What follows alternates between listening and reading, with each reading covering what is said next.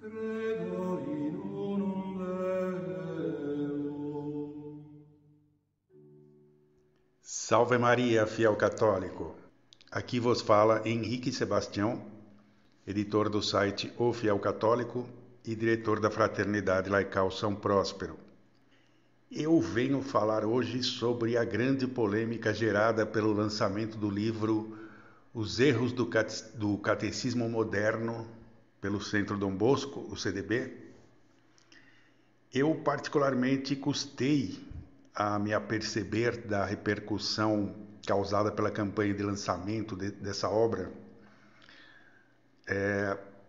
E foi a pergunta de um aluno da nossa formação em teologia que me fez proceder a uma breve pesquisa sobre a questão e ver o quanto estão pipocando reações e respostas indignadas à iniciativa do Centro Dom Bosco de lançar esse livro e também com relação à campanha de marketing que eles estão adotando, né? A campanha de marketing bem agressiva, com críticas aos erros desse catecismo, o dito popular catecismo amarelinho, né? Catecismo de João Paulo II, ou o Catecismo do Concílio Vaticano II.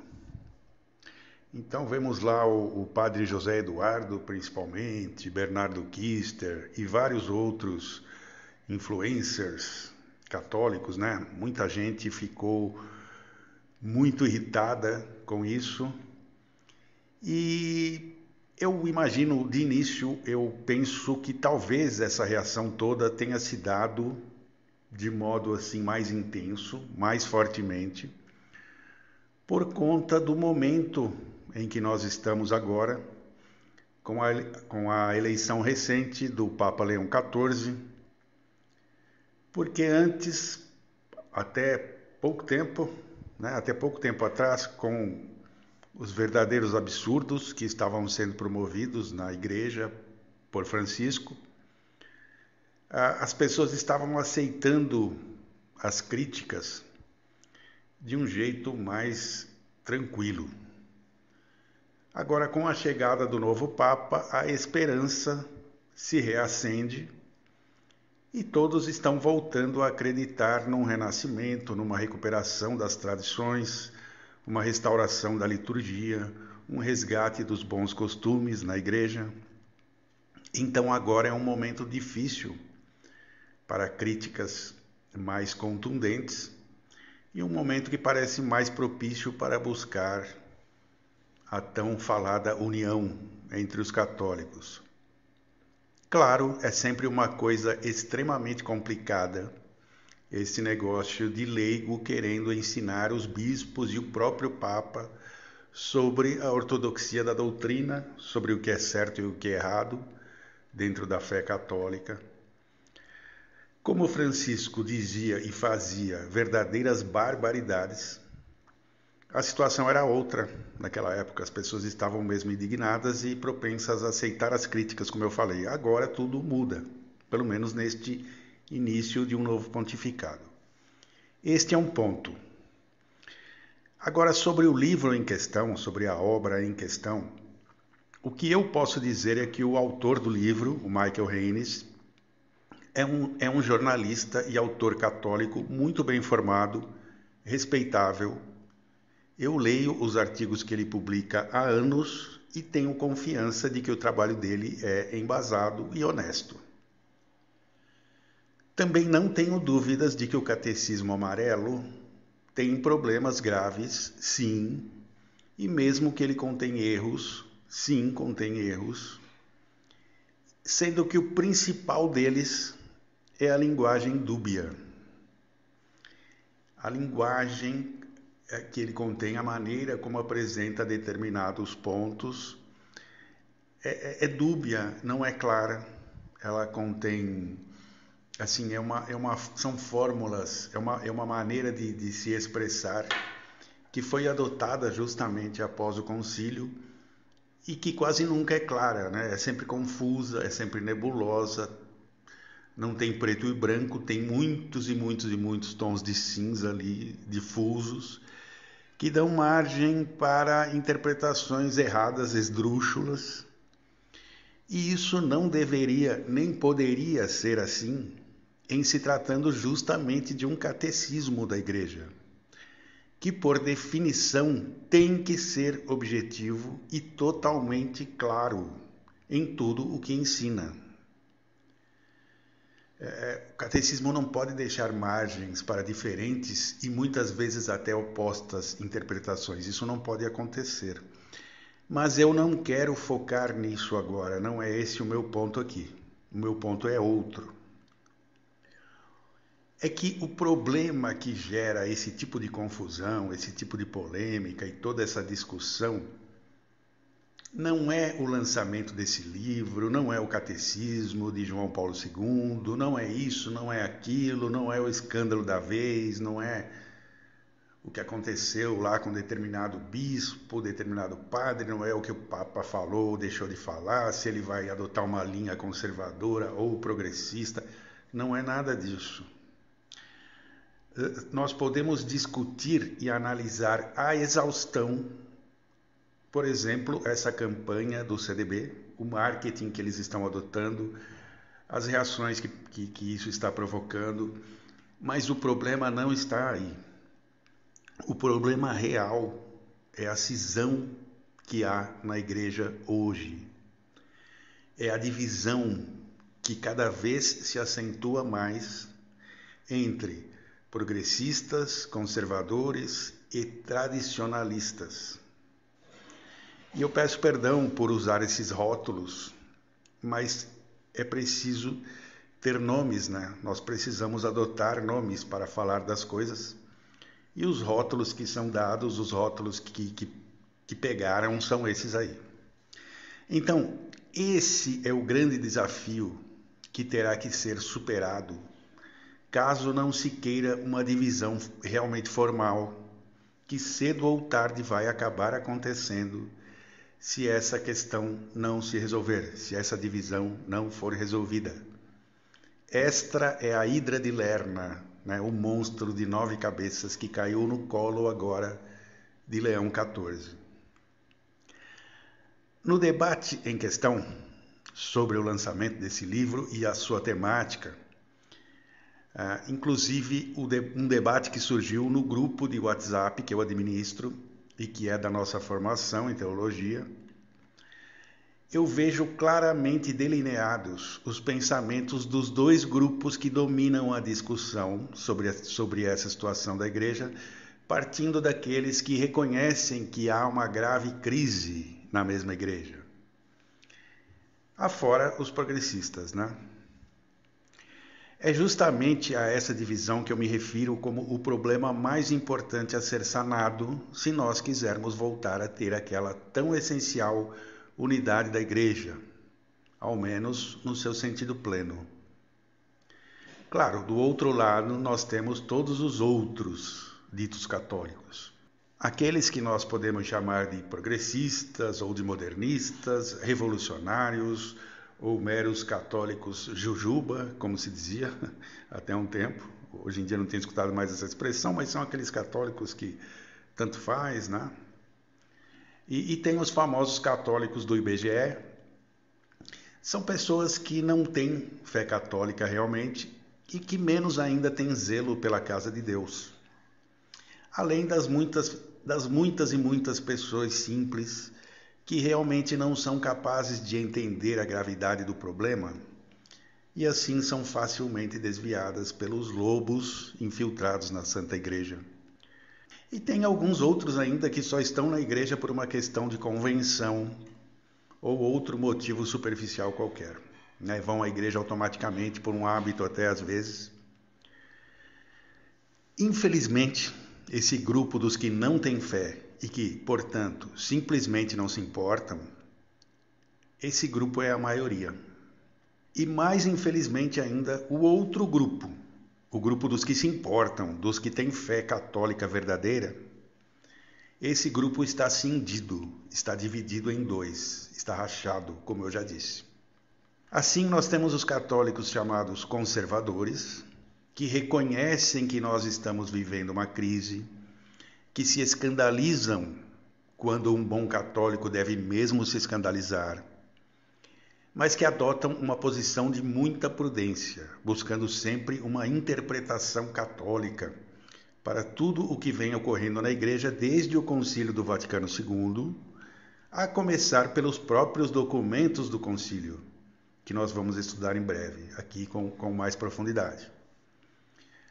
Nesse momento nós podemos quase ouvir a voz do Padre Paulo Ricardo, por exemplo, né, dizendo que nós temos que fazer hermenêutica do concílio, temos que interpretar catolicamente o concílio. Essas pessoas entendem que, mesmo que o próprio Papa diga e faça os piores absurdos, mesmo que ele incorra mesmo em heresia e faça isso com pertinácia, com contumácia, mesmo se ele ensinar o erro a toda a igreja, colocando em risco as almas dos fiéis, de qualquer jeito nós temos que reconhecê-lo, honrá-lo e respeitá-lo como o Papa, já que ninguém tem poder ou autoridade para questionar ou se pronunciar publicamente a respeito. Podemos resistir?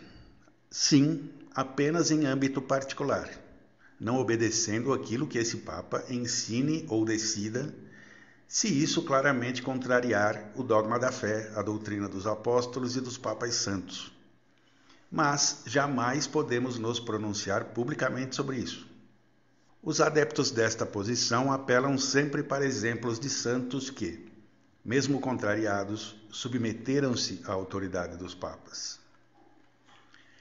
Em oposição a estes, nós temos os ditos tradicionalistas, que entendem que não adianta tentar retirar com baldes, tirar com balde a água que está entrando na barca, que entra em grande quantidade, mas sim que é preciso tampar o buraco pelo qual a água entra. E esse buraco é o Concílio do Vaticano II. Essa posição é muito clara, por exemplo, nos discursos de professores como Carlos Nogués, Carlos Bezerra, Joatás Belo, dos padres Wander de Jesus Maia, o padre François Costa, tem o padre Braulio Maria Pereira e muitos outros. É o pensamento da Fraternidade Sacerdotal São Pio X, das fraternidades São Pio V, São Josafá, São João Batista, da resistência de Dom Williamson, que hoje se chama União Sacerdotal Marcel Lefebvre, e de vários outros grupos. Estes entendem que o Concílio do Vaticano II precisa ser revogado, abrogadas as suas decisões, porque por meio dele se introduziu o pensamento modernista e claros desvios da doutrina na Igreja. Além disso, defendem que a crítica pública e a resistência aberta se justificam, na medida em que os bispos e o próprio Papa estão mandando fazer aquilo que contraria o depósito da fé, o ensinamento dos apóstolos e do próprio Cristo, como nunca antes aconteceu em toda a história da Igreja. Argumentam que os santos nunca resistiram aos papas, porque os papas nunca traíram frontalmente a fé, como agora, e que nós devemos fidelidade antes a Deus do que aos homens, como foi ensinado pelo próprio primeiro Papa. Então, meus irmãos, se alguém quer saber a minha posição a respeito desse gigantesco problema, a verdade é que eu tenho me debatido entre posições há anos, desde que comecei a me dedicar ao estudo mais aprofundado das muitas questões que ele envolve. Eu vejo razões e boas fundamentações em ambas as partes, tanto os conservadores quanto os tradicionalistas.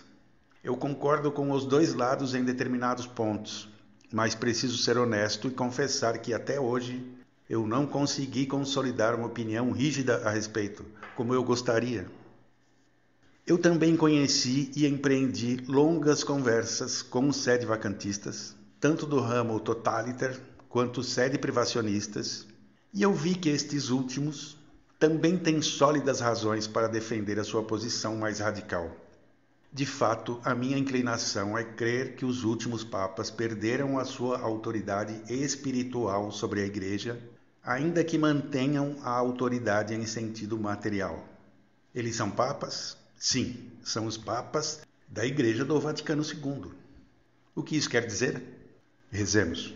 Rezemos e esperemos a intervenção divina para pôr fim a toda essa confusão. O fato é que eu tenho suspendido o meu juízo há anos, suplicando a Deus incessantemente e oferecendo minhas dores pela restauração da Santa Igreja. Do que está sendo discutido agora e que vem sempre à tona, como o lançamento do livro que aponta os erros do Catecismo Amarelo, eu só quero pontuar que é muito importante que os apostolados, especialmente leigos, tenham cuidado com as almas mais simples. Houve um momento em que eu mesmo assumia uma postura mais agressiva e muito combativa no meu próprio apostolado, porque me revirava o estômago ver um Papa ensinando abertamente e com pertinácia grosseiras heresias, com potencial de levar almas para o inferno, algo que não é possível segundo o dogma, diga-se de passagem. Mas com o tempo eu percebi que isso era inútil porque muitos simplesmente não aceitam. Muitos se recusam a encarar os fatos e se fecham obstinadamente para a realidade objetiva. Estes imaginam que a solução é atirar no mensageiro. Se eu cito um fato, sou eu o culpado, porque estou falando mal do Papa, ou estou causando divisão na Igreja. E por amor a essas almas e por temor a Deus, eu amenizei o meu tom e tenho tomado mais cuidado. Por outro lado, é curioso notar que o próprio Código de Direito Canônico atual garante aos leigos o direito de se manifestarem publicamente. E mais do que isso, até lhes imputa o dever de fazê-lo. Diz lá o Código de Direito Canônico: os fiéis, conscientes da sua responsabilidade, têm o direito de manifestar aos pastores da Igreja as próprias necessidades, principalmente espirituais, e os próprios anseios. E prossegue: de acordo com a ciência, competência e prestígio de que gozam, têm os leigos o direito e, às vezes, até o dever de manifestar aos pastores sagrados a própria opinião sobre o que afeta o bem da Igreja e, vai continuar lá, levando em conta a utilidade comum e a dignidade das pessoas, que deem a conhecer essa opinião também aos outros fiéis. Isso está no Código de Direito Canônico vigente, Cânone 212. Então, alguns acusam o CDB de surfar na crise da Igreja para fazer marketing e vender livros. Eu penso que, ao menos na maioria dos casos, eles estão certos nas suas posições, mas às vezes também vejo ali uma certa soberba, que é problemática, e me parecem que eles se excedem em alguns pontos. Todo diretor de apostolado precisa ter em alta conta o risco de fazer perder as almas. E isso pode acontecer por um desleixo na forma de dizer as coisas, de dar uma notícia, mesmo que verdadeira. Por um desleixo ou por um afã, por uma vontade muito grande de fazer justiça, de proclamar a verdade. Muitos simplesmente não estão preparados para isso e podem até perder a fé diante dos escândalos.